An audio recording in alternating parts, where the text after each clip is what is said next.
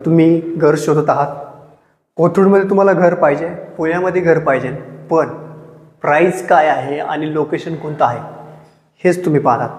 तुमच्यासाठी घेऊन आलो आहोत नळ स्टॉपवरून फक्त 2 मिनिटाच्या अंतरावर हा फ्लॅट.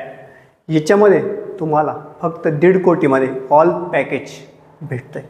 826 स्क्वेअर फूटचा हा फ्लॅट आहे. हा आहे हॉल. इकडं पुढं आहे बाल्कनी.